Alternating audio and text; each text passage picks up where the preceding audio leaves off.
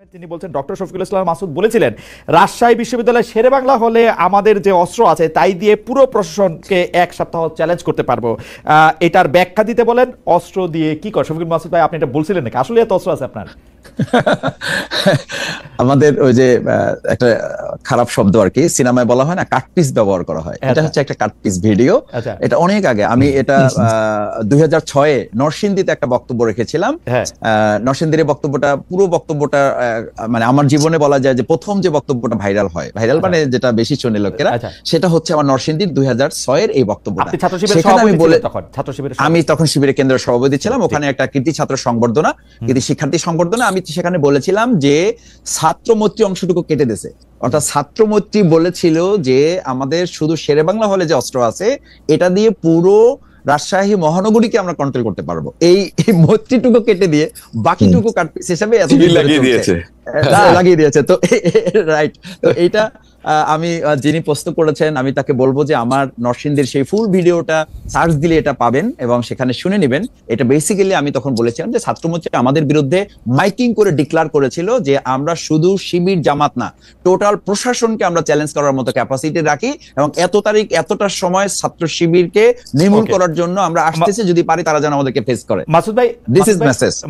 মাসুদ ভাই, আপনার জন্য শেষ প্রসঙ্গ, সেইটা আমি একটু অসীম ভাইকেও একটু জানতে চাইবো। সেটা হচ্ছে ঢাকায় আন্তর্জাতিক জাতিসংঘের মানবাধিকার কার্যকরের মানে কার্যালয়ের বিষয়টি অনেকখানি এগিয়ে গেছে, কিন্তু এর প্রতিবাদ করছে ইসলামী আন্দোলন ও হেফাজত ইসলামী। আমরা যেটা দেখতে পাচ্ছি আর কি প্রতিবাদটা।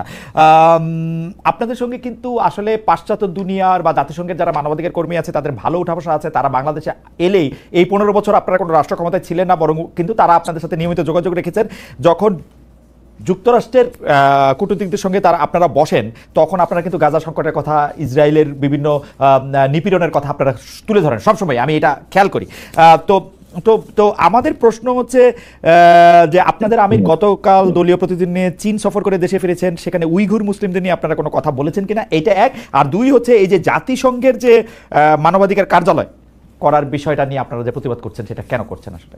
আর যদি আপনি এক লাইন বলতে চান সেটাতে আপনি বলতে পারেন, বিএনপি যে আপনাদেরকে আর জোটে সঙ্গী রাখতে চায় না, এতে আপনারা খুব দুঃখী কিনা, কষ্ট পেয়েছেন কিনা? প্রথম কথা হচ্ছে যে জামাত ইসলামী তো এখনো পর্যন্ত কারো কাছে কোনো অ্যাপ্লিকেশন করেছে বলে আমার জানা নাই যে আমরা আপনাদের সাথে জোটে যেতে চাই, না হলে তো আমাদের অস্তিত্ব বিলীন প্রায়।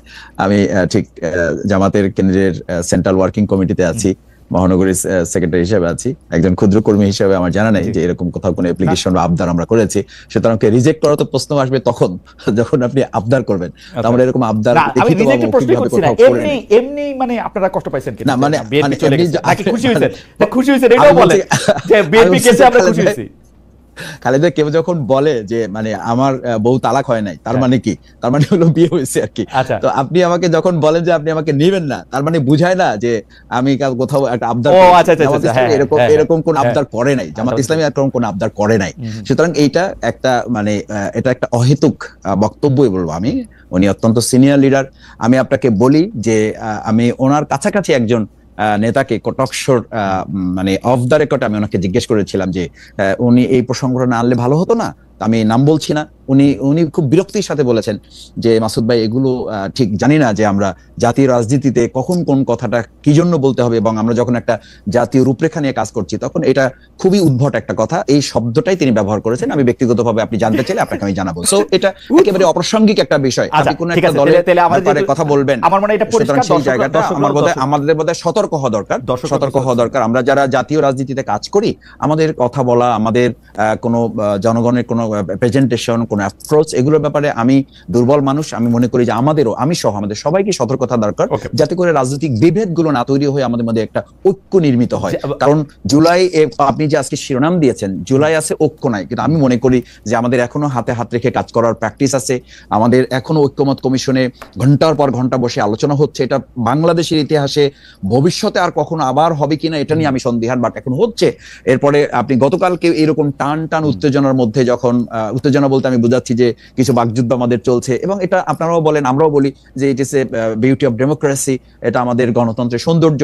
সেই জায়গায় ছাত্রদল, ছাত্র শিবির, ঢাকা বিশ্ববিদ্যালয় পাশাপাশি রোডে এক সময় একই ইসে তাদের মিছিল চলেছে। আলহামদুলিল্লাহ সেখানে তো কোনো ধরনের সমস্যা হয়নি। সুতরাং এটা আমাদের মতের ভিন্নতার জন্যই তো আমরা এই আন্দোলন সংগ্রাম করে এরকম একটা সুন্দর পরিবেশে নিয়ে আসছি। তো সেই জায়গাটা আমার মনে হয় যে আপনি যেটা শিরোনাম করেছেন, আমার বক্তব্য হচ্ছে জুলাইও আছে, ঐক্যও আছে। ঐক্যটার কথা কখন আসে? যখন অনৈক্যের কোশ্চেন আসে। সেই অনৈক্যের কোশ্চেন থাকলেই তো ঐক্যের ব্যাপারটা আমার কাছে আরো বেশি প্রয়োজনীয় হয়। সেই প্রয়োজনীয় জায়গাটা আমরা অ্যানালাইসিস করছি এবং সেই জায়গাটা আমার মধ্যে আরো সামনের দিকে দৃঢ় হচ্ছে এবং এটাতে আমার মনে হয় না যে আমরা খুব বড় ধরনের দূরত্বে চলে যাচ্ছি। আমাদের আর বেশি সময় নেই। আপনি যদি জাতিসংঘের মানবাধিকার কার্যালয় করার প্রসঙ্গটা, আর আপনারা চীনে যখন সফর করতে গেলেন তখন উইঘুর মুসলিমদের কথা আপনারা বলেছিলেন কিনা, আপনাদের প্রতিবাদ সিলেক্টিভ কিনা, মানে আমেরিকা থাকলে আপনারা গাজার কথা বলবেন বা না, আমাদের প্রতিবাদ সিলেক্টিভ না। চায়না সফর অত্যন্ত ফলপ্রসূ হয়েছে। আমির জামাত সেখানে ব্রিফ করেছেন এবং যাওয়ার সময় করেছেন, আসার পরেও করেছেন এবং সেখানে দুই সময়ই, অর্থাৎ তাকে বিদায় দেওয়ার সময়ও চায়নার অ্যাম্বাসেডর তিনি ছিলেন এবং আসার সময় তাকে রিসিভ করেছেন চায়নার অ্যাম্বাসেডর। তিনি নিজেও কথা বলেছেন, সেখানে দ্বিপাক্ষিক আলোচনা হয়েছে, বাংলাদেশের স্বার্থ নিয়ে কথা হয়েছে, মুসলমানদের ইতিহাস ঐতিহ্যগুলো নিয়ে কথা বলা হয়েছে। চায়নার সরকারও আমাদেরকে সেখানে ব্যবসা বাণিজ্য, অর্থনীতি এবং পররাষ্ট্রনীতির যে ঐতিহ্যগত কিছু বিষয় তাদের আছে, হিস্ট্রিক্যাল কিছু বিষয় তাদের আছে, সেই ট্র্যাডিশনাল কিছু বিষয় আছে, সেগুলো আমাদেরকে তারা দেখানোর চেষ্টা করেছেন এবং পারস্পরিক সমঝোতা এবং পারস্পরিক বন্ধুত্ব তৈরির জায়গাটা আরো কিভাবে মজবুত করা যায় সেটা তুলে ধরেছেন। আর মানবাধিকার, আন্তর্জাতিক মানবাধিকার সংস্থার পক্ষ থেকে যে এখানে বিষয়টা আসছে, এই বিষয়ে আমরা এখন পর্যন্ত অফিসিয়ালি কোনো বিষয় এখন পর্যন্ত সামনে আমরা নিয়ে আসি নাই। এটা আমরা আরো অবজার্ভ করছি, আমাদের নেতৃবৃন্দ এই ব্যাপারে কথা বলবেন এবং আমরা আরো বিষয়টা পর্যবেক্ষণ করে সামনের দিকে আমরা এই ব্যাপারে কথা বলবো। আর জাতিসংঘের কার্যালয়, বাংলাদেশে মানবাধিকার কার্যালয়, হ্যাঁ, এটা বললাম যে এটা আমরা আরো পর্যবেক্ষণ করছি এবং এই ব্যাপারে কেন্দ্রীয় নেতৃবৃন্দ কথা বলবেন। আমরা এই ব্যাপারে এখনো পর্যন্ত অফিসিয়ালি কোনো বক্তব্য দেইনি। সরকারের সাথে আপনাদের, মানে আপনারা আন্দোলন প্রতিবাদের কথা আসছিলেন, আমি যেটি প্রশ্নটি করতে চেয়েছিলাম সেটা হচ্ছে সরকারের সাথে আপনারা এই বিষয়ে কোনো কথা বলছেন কিনা বা চাপ দিবেন কিনা, প্রেসার গ্রুপ হিসেবে কাজ করবেন কিনা যাতে না হয়। এটা আমরা আরেকটু পর্যবেক্ষণ করে জানাবো। ওকে, আপনাকে অনেক ধন্যবাদ মাসুদ ভাই। আমি শেষ প্রসঙ্গে একটু অসীম ভাই আপনার কাছে আসতে চাই। ব্যারিস্টার নাসিরউদ্দিন অসীম, আপনি যেহেতু মানে কি বলবো যে আপনার সাথে আপনাকে বিভিন্ন বিষয়ে প্রশ্ন করা আমার জন্য খুবই আনন্দদায়ক, কারণ আমি আপনাকে লক্ষ্য করি, যেমন ধরেন আপনি রাজনৈতিক ব্যস্ততার কারণে আইন পেশা ক্ষতিগ্রস্ত হচ্ছে এমন কারণ দেখি আপনি 6 বছর আগে একবার রাজনীতি থেকে অবসর নিতে পারেন এমন ঘোষণা ফেসবুকে দিয়েছিলেন।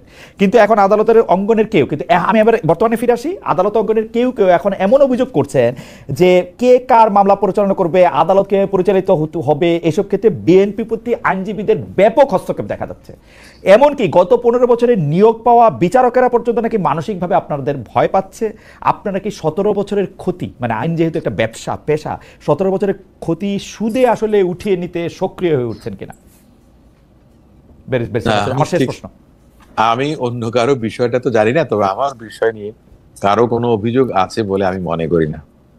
তার কারণটা হচ্ছে যে আমি 17 বছর আগেও যেমন ছিলাম এখনো তাই আছে। আমার কোনো পরিবর্তন হয়নি, কোনো পরিবর্তন হয়নি কিংবা পরিমার্জন করার মতো অবস্থা তৈরি হয়নি। আমি আইনজীবী হিসেবে ছিলাম। এখন দ্বিতীয় যে কথাটা, আপনার যে বিচারকরা কেন আপনার কোনো ধরনের আপনার হয়রানি কিংবা কোনো কিছু মনে করছেন বা আতঙ্কে থাকছেন, সেটা কি আইনজীবীদের জন্য থাকছেন না সরকারের ভূমিকা? আমি আপনাকে কোট করে বলি, AB party secretary general barrister Fuad আমার অনুষ্ঠানে এসেছিলেন, তিনি বলতেছেন যেসব বিচারক আগের রেজিমে নিয়োগ পাওয়া তারা এক ধরনের মানসিক চাপ থেকে রায় দিতে বাধ্য হচ্ছে না। এখন আমি যেহেতু বাংলাদেশের আইন আদালত অঙ্গনের কার্যক্রমগুলি একটু ফলো করার চেষ্টা করি, আমি দেখি বিএনপির লয়াররা দাঁড়াইলেই রিলিফ পাচ্ছেন, তারা খুব কম হারতেছেন। সরকার তো হারিয়ে এটা আমার বক্তব্য, আমি বিএনপির লয়ারদের কম হাতে দেখতেছি। এটা আপনার না, শুধু এটা যদি উনিও বলে থাকেন তাহলে এটা বেঠিক। যদি কোর্টে আসেন তাহলে উনি বুঝতে পারবেন, কারণ উনি তো আপনার এবি পার্টির জেনারেল সেক্রেটারি, তাই না? উনি ব্যারিস্টার ফুয়াদ আব্দুল্লাহ, উনি আসলে তো তাহলে উনি পান কিনা আমি একটু দেখি রিলিফ পেলে।